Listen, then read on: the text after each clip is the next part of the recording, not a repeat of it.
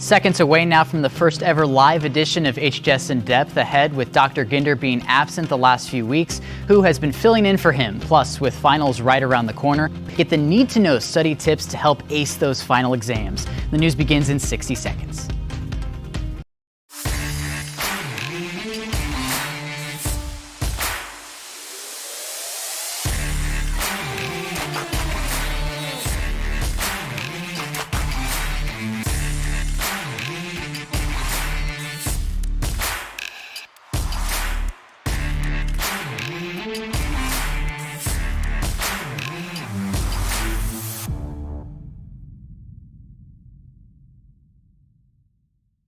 Hello, Homestead. Please stand for the pledge. I pledge allegiance to the flag of the United States of America and to the republic for which it stands, one nation, under God, indivisible, with liberty and justice for all. Please stay standing for a moment of silence.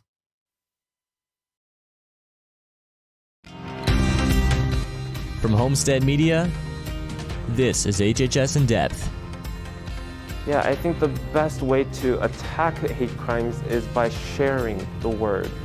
Right now on HHS In Depth, an unfortunate trend sweeping the nation is the rise of hate crimes targeting Asians. You'll see how students at Homestead can help combat this issue.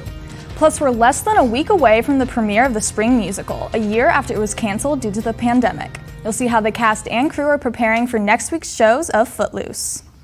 Those stories and more straight ahead. Thank you for joining us today. I'm Jenna Lane. And I'm Ashton Hackman. And Jenna, it took a lot for us to get to this moment, but here we are. That's right, Ashton, but I think we're all excited.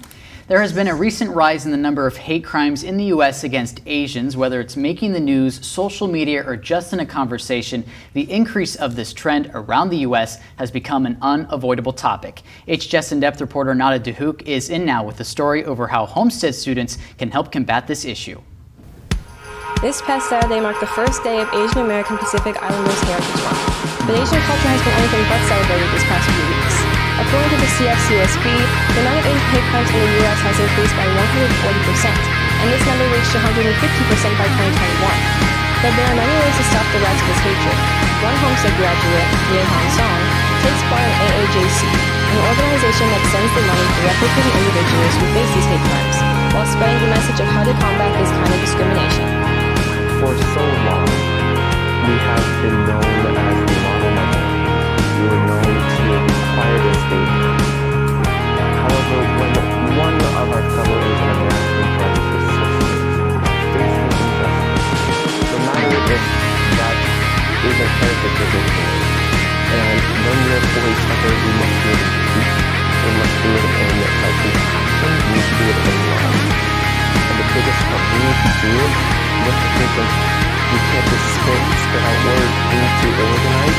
We need to take one step at a time and hope that the next generation will carry on. You're probably seeing on social media a lot of people are reposting pictures now showing the Asian hate crimes going on. Do you think this is a good way to spread the message, or is there a better way to help out the Asian community? Yeah, it's kind of like a double-edged sword, you know? It's there's a pros to it, but there's also cons to it. So what I want to encourage is don't just stop there.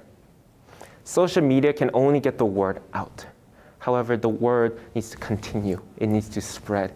It needs to go from one person to one person, not just from ear to ear, but from ear to heart. That's when we need to reach out to our organizations, to the government, to people who have the platform to talk about it, to lead it, to help one another. So I truly believe social media can help us, but that shouldn't be our main weapon or our main source of solving this. And whether you're Asian or not, when it comes to advocating against Asian hate crimes, there is a way for everyone to help. This is not a white versus color thing. This is us versus hatred, us versus racism. Injustice anywhere is injustice everywhere, right? That famous quote from Martin Luther King Jr. So if you feel like there needs to be change, donate. Not only money-wise, but your time, your word, your thought, your creativity, anything. I think the best way is to be involved. And after weeks of sharing, discussing, and advocating against Asian hate crimes, they finally got the national attention necessary to take the next step of action. The Senate came together today to overwhelmingly denounce and tackle hate against Asian Americans. On Thursday, April 22nd, the anti-Asian hate bill was passed. But that doesn't mean the fight against these hate crimes is over yet. Now it's time to implement this bill in our local community and spread its message nationally. For HHS In Depth, I'm Nada Dahouk. Thank you, Nada. And if you would like to help fight the battle with the Asian community through donation, you can follow the link shown here. Here's a look at the latest COVID-19 numbers on this Friday. The Indiana State Department of Health is reporting an additional 824 cases of COVID-19 and 12 additional deaths. That brings the state's total number of cases to just over 720,000 statewide. In all, nearly 13,000 Hoosiers have died from COVID-19. Here in Allen County, there were 64 new cases and no new additional deaths. Well, by now we've all heard about Dr. Ginder's battle with COVID-19, and while the news is great that he is expected to make a full recovery, have you ever wondered who has been doing the job of Homestead principal during his absence? HHS In Depth reporter Michelle Obiama joins us now to fill us in with the answer. You may have noticed that Homestead's been missing a familiar face in its halls, being that of Dr. Ginder. Many have been wondering who have been taking over his various responsibilities. Learn how in his absence the administration has been tackling his many duties. We really just basically split them up. A lot of us already had areas, I'm talking about the assistant principals, already had areas that we were overseeing. So I think we just really split up some of the things that Dr. Ginder had us do. He kind of handled graduation, so I think a lot of us are taking that on as far as something that he usually did. A lot of people are working on graduation because it's such a big task and one that we had little bits and pieces of in the past. Mrs. Bay, Mrs. Summers, Mrs. Lackland, Mr. Clark, and myself are trying to just do little pieces of that. So we meet about it and then, okay, you do this, you do this. One of the things we're doing differently this year is ordering tickets. So we're working with the printer, just stuff like that. Not anything difficult, but just trying to make sure we don't screw anything up. Even though Dr. Ginder's absence was unexpected, the administration hasn't run into many obstacles dispersing the new workload. It's been fine because we have a lot of people that are just willing to step up, and our team is really great. So I think we didn't really miss a beat as far as people trying to fill the gaps. And obviously, you don't replace someone like Dr. Ginder, and we know we're looking forward to him coming back. But yeah, it hasn't been a big deal as far as like, oh boy, I feel so overworked now. But yeah, I think everybody's just spreading the load around, and it's been good. Helping out with all of Dr. Ginder's administrative tasks is definitely a team effort, but with all of our diligent assistant principals, no job is too big. Reporting for HHS In Depth, I'm Michelle Obiama. All right, thank you, Michelle. Today marks the end of Teacher Appreciation Week, and as we head to a commercial break, here's a message to our faculty from the students of Homestead. We'll be right back.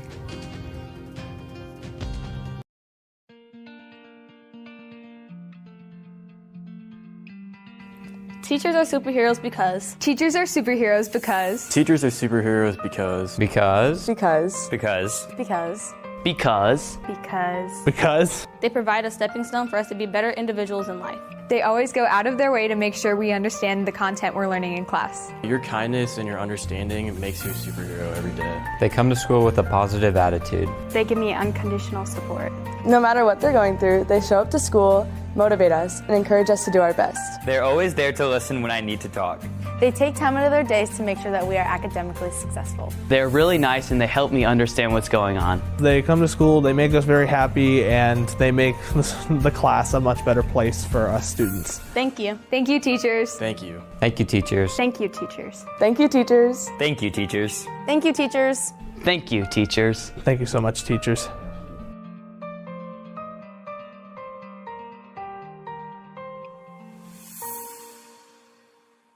You're watching HHS In Depth with Jenna Lane and Ashton Hackman.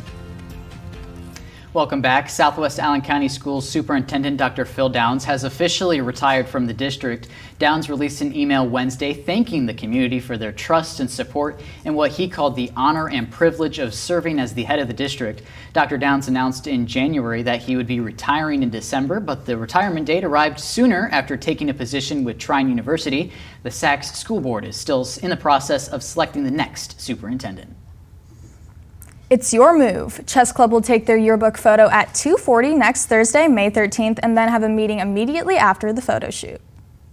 Spanish and French clubs will also have their yearbook club photo taken together after school next Thursday, May 13th at 2:45 p.m.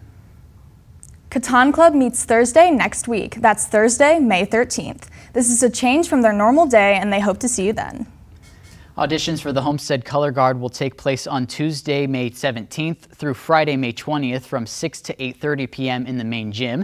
These auditions are open to all Homestead students, grades 9 through 12, and there is no experience necessary to try out. The Homestead Band and Color Guard programs are consistent state and national finalists and are excited to welcome new faces for the 2021-22 school year.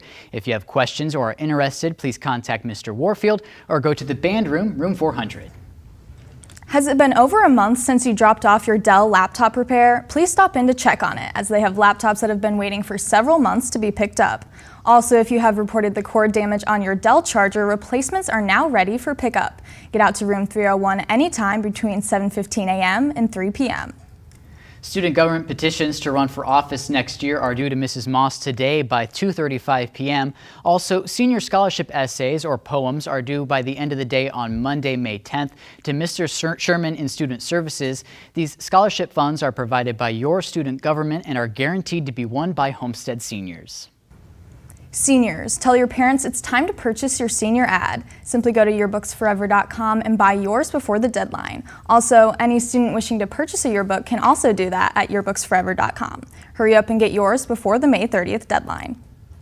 Cartoon Club meets this and every Monday. Come out to Mrs. Hepner's room, room 123, and join the fun as they watch a wide variety of cartoons. This week they will be watching SpongeBob SquarePants. Snacks and drinks will be provided. Attention club sponsors. Club Picture Day is May 13th after school. Please sign up for a time slot to get your club's picture taken and put in the yearbook. See the announcement from Mrs. Breen for the Google sign-up sheet.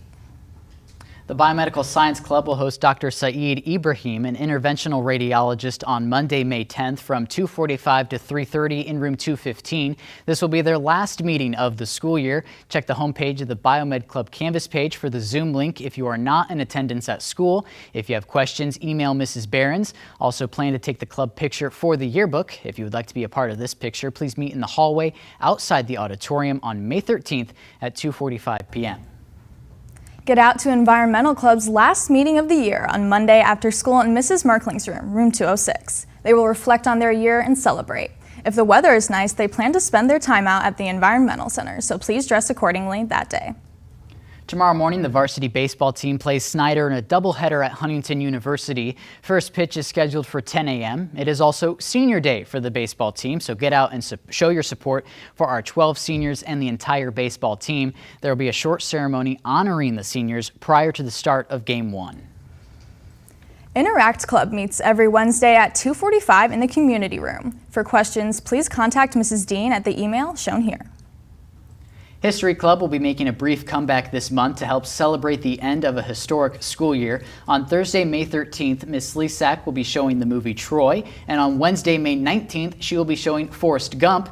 Both movies will start at 6:30 p.m. in room 303. If you're interested in attending either film, stop by Miss Lisak's room, room 715, this week or next for a permission slip. If you do not have a signed permission slip from a parent, you will be unable to attend. Feel free to bring your own snacks to the movie, but please note that social distancing will be required. A few weeks ago, the Homestead academic team competed in the area competition of Academic Super Bowl. While not reaching their goal of qualifying for the state competition, the team performed very well and beat Carroll in both the math and social studies competition. Congratulations to the team. Seniors, if you'd like to have photos of you and your friends in the graduation video this year, please send your high-resolution photos to hhsindepth@gmail.com. Please only include seniors in the photos you send, and I am making the video this year, and if no one sends in photos, I will scan from elementary yearbooks, so trust me, you don't want that to happen. Well, 1 year ago, Homestead had to cancel many spring activities and events due to the COVID-19 pandemic, including the annual musical. This year, the students making up the cast and crew are back and excited for the opportunity to perform again. HHS In Depth reporter Cora Shaw is in now to tell us all about the 2021 spring musical, Footloose. The musical is underway as students prepare for their upcoming performances in front of a live audience. Footloose is action-packed and comes with an interesting storyline. Footloose is a musical about a small town who has banned dancing because of a tragic accident. My character is Ariel, and she's the minister's daughter, and she's very rebellious, and so she doesn't necessarily agree with this law. So when the new kid from Chicago comes into town, she's very intrigued with his ways. And that's my character, Ren. He comes in and he tries to convince the whole town that dancing is a good thing, and dancing is what everybody should strive for, basically, and just to have fun. Despite the obvious obstacles, the cast has loved their time performing and creating a show that everybody can enjoy. The mask wearing can get annoying at sometimes, especially when you're singing and dancing on stage, but I think we're adapting to it pretty well. It's really nice to perform with everybody on stage, especially since it's been a weird year. I've really learned how to express myself a little bit more. I think I have to, having such a big role. I think people should come see the musical because it's not like your typical high school musical. I feel like Footloose kind of still has a connection to high school students today almost, and that it's something they could connect to or feel, and it's just an overall like fun atmosphere and fun musical to watch. And so I feel like people should come see it and see all the hard work that we've been putting in for the past few weeks, and it would just be a great experience overall. Each performer gets 2 tickets per performance, so if you want to see Footloose, contact a cast member for more information. Reporting for HHS In Depth, I'm Cora Shaw. All right, thank you, Cora. Performances for the musical will be held next Thursday and Friday at 7 p.m. and on Saturday, May 15th at 2 p.m. and again at 7 p.m. Well, it's hard to believe it, but it's been quite a while since we've had traditional finals here at Homestead, and some students have yet to take one at all. HHS In Depth reporter Nisha Lalaria joins us now to give us some tips to be best prepared for those finals, which start 2 weeks from today. With finals just a couple weeks away, many of Homestead's academic classes are wrapping up new content. Spartans are now entering the time in the semester when review is becoming a big part of class time. The stress of finals usually weighs heavily on the shoulders of many students, which leaves the question of how should students break down the content they have learned. Study with classmates. Utilize tools on your computer like Zoom to connect with friends to ask questions. If an after-school study session exists, take some time.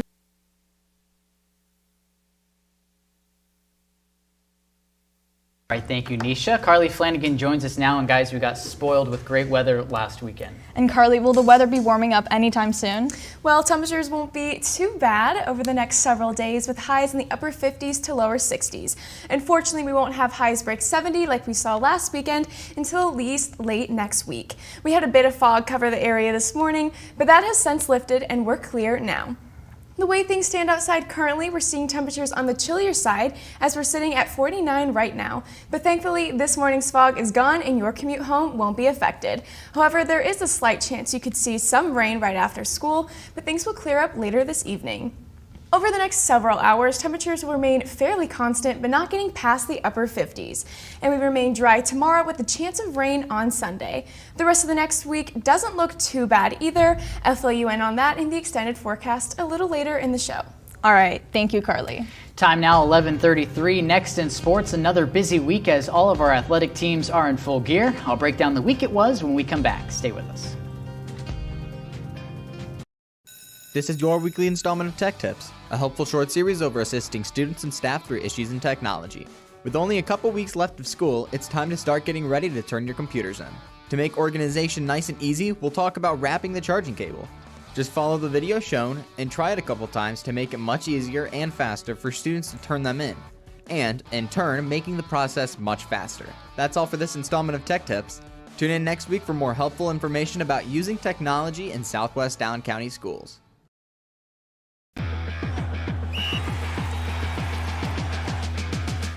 Welcome back. Even with the colder and rainy weather, the Homestead sports teams had another busy week as we wind down the spring sports season. Big week for our girls tennis team. On Monday, the 3 singles players of Olivia Creech, Ellie Cook, and Layla Kelly all won their matches, and the 2 doubles teams of Morgan Render and Madison Zitlaw, as well as Anna Topmiller and Reagan Zitlaw, also won their matches, giving them a clean 5-0 win over the Leo Lions.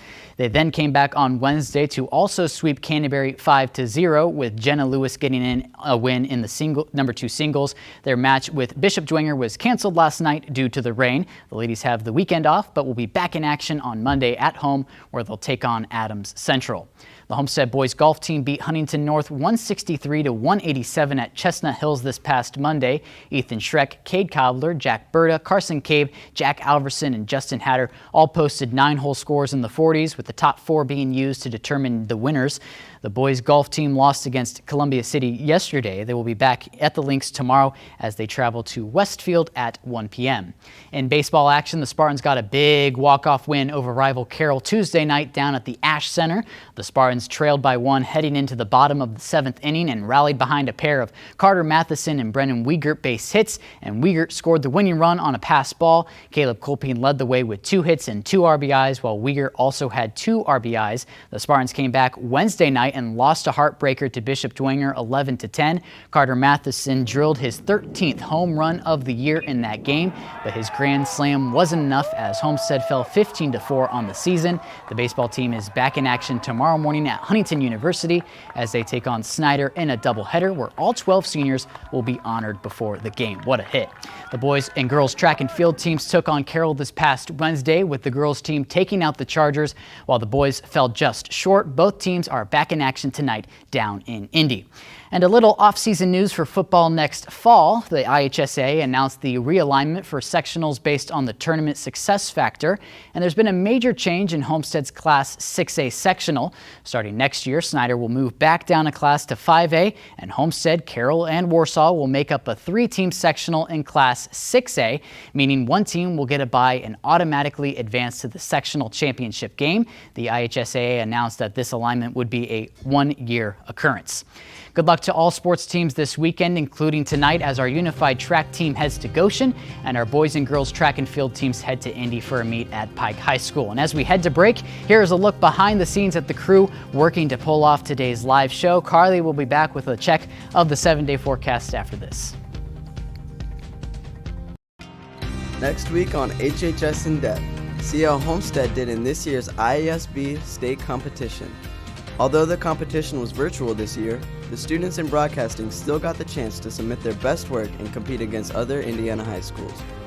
Hear all of the results of the 2021 IASB Awards next week. Get out and enjoy the weather tomorrow. We'll see some sunshine, but highs will be in the upper 50s. Rain returns Sunday, so don't make plans to celebrate Mother's Day outside this year. But after that, we are dry with sunshine for the entire week. Highs in the upper 50s on Monday, all the way to the upper 60s by the end of next week. All right, thank you, Carly. And thank you for watching today on the first ever live show. We're back again next week. Have a great weekend, everybody.